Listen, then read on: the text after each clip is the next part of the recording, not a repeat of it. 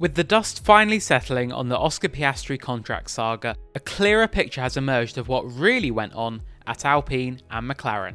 And rather than this being a story of a ruthless young driver and his management betraying the team that has brought him this far in his career, it appears to be more down to a lack of urgency and broken promises on Alpine's part that left Piastri with no option but to look elsewhere or risk getting nothing. Here is the timeline of events that led to Piastri leaving Alpine.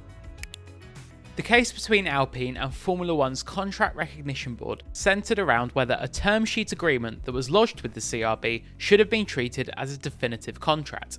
It's important to note here that a term sheet is not a legally binding document. This had originally been sent to Piastri and manager Mark Webber on the 15th of November last year, and it loosely mapped out Alpine's plans for the young Australian. Both parties felt it was best to draft two separate contracts, one for Piastri to be a reserve driver in 2022 and another to be a Formula 1 driver in a race seat for 2023 and 2024. Alpine's CEO Laurent Rossi promised that a proper F1 agreement would be sent to Piastri no later than 10 business days of the receipt of the term sheet, but nothing arrived, much to the frustration of Webber and the Piastri camp. The delays from Alpine were initially blamed on bottlenecks in the system caused by a lack of resources and then further delays as the team prepared for the launch of its new car. Amid the build-up to the reveal of the Alpine A522 in late February, the Enstone team promised matters would be settled with Piastri. Webber was asking for a contract to be sorted by the 1st of March so that the Piastri camp would have time to evaluate it before the Bahrain Grand Prix season opener. On March 2nd, Webber was promised the contract would be with him later that day, but it didn't come for another 2 days. And what Webber was sent was a draft reserve driver agreement, with a note that details of an F1 agreement for 23 and 24 would follow as early as the following week. But this F1 agreement, however, and yes, you've guessed it, there's a running theme here, also did not arrive, with Alpine saying this time there had been delays caused by arranging a shared Formula 1 reserve driver role for Piastri with McLaren, his future team. With the F1 season looming, it was proposed that the reserve driver agreement get pushed through so Piastri could have a super license in place needed in case he had to step in.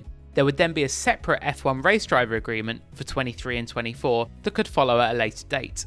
But with the reserve driver agreement not signed by either driver or team at that point, on March 14th, Alpine opted to send the November 2021 term sheet to the CRB, which was signed by both parties.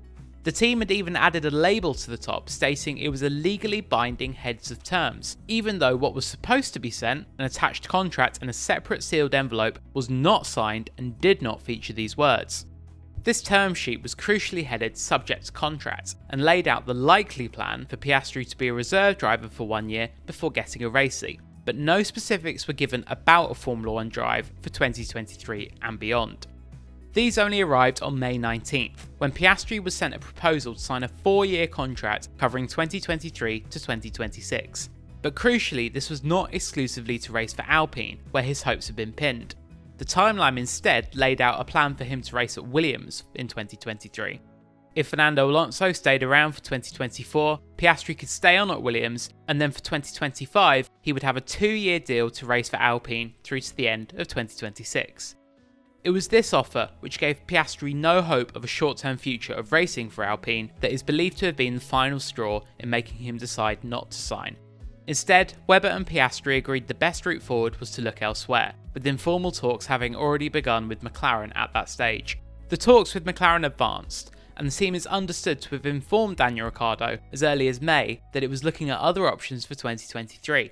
A preliminary deal was then signed between McLaren and Piastri on June 4th. This was initially to be in an unspecified role for 23, just in case Ricciardo stayed on, but with the obvious intention that Piastri would step up if McLaren parted company with Daniel. But with McLaren and Piastri satisfied that Alpine only had subject contract terms lodged at the CRB, and Ricciardo's future heading in the clear direction of leaving the team, Piastri's final race contract was signed on July 4th, subject to there being a vacancy for him. It means Ricciardo's subsequent Instagram post on July 13th about being fully committed to McLaren for next year could therefore be viewed as a negotiating tactic, perhaps to strengthen his hand when it came to a severance package, rather than being a smoking gun of him being unaware of what McLaren was up to in the background. He knew full well the team was looking at options for next year. With the McLaren 2023 contract now in place, Piastri kept his head down as the team began finalising the terms of its split with Ricciardo, which it wanted to complete before announcing its future driver plans. However, the matter got dragged into the public domain when Alpine lost Alonso to Aston Martin at the start of the summer break, and then announced Piastri for 2023, prompting the youngster to post that infamous tweet. In the end, the CRB's decision was unanimous. The term sheet being labelled subject to contract meant it was far from being valid, and with nothing else having been lodged by Alpine, the obvious conclusion was that McLaren was the only team with a genuine contract for Oscar Piastri for 2023 and beyond. Beyond the loss of Alonso, then Piastri, as well as the full legal costs for the case that went over £500,000, there will be a lot of important lessons for Alpine to learn for the future about how it deals with its drivers and their contracts. It must be noted that Otmar Szafnauer, Alpine's team principal, only joined the team in early March, by which stage the situation was already getting out of control, and it may not have been a priority for him to focus on the documents already lodged with the CRB. While there seems no debate over the legal aspects of the Piastri matter, it is understood for Szafnauer that there remains an uncomfortable feeling regarding the morals of how things played out. From McLaren's side, while delighted that it has won one of the brightest rising talents we have seen in years for F1, there is still a sense of unease about how Piastri was unfairly painted in some courses over recent weeks, facing criticism from other team principals, including Toto Wolff and Christian Horner. All the while, McLaren could say nothing in public to defend him.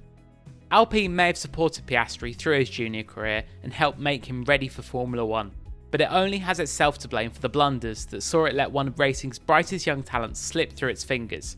Suggestions of a lack of loyalty from Piastri to Alpine are misguided. The real question in this is, where was Alpine's loyalty to Oscar Piastri?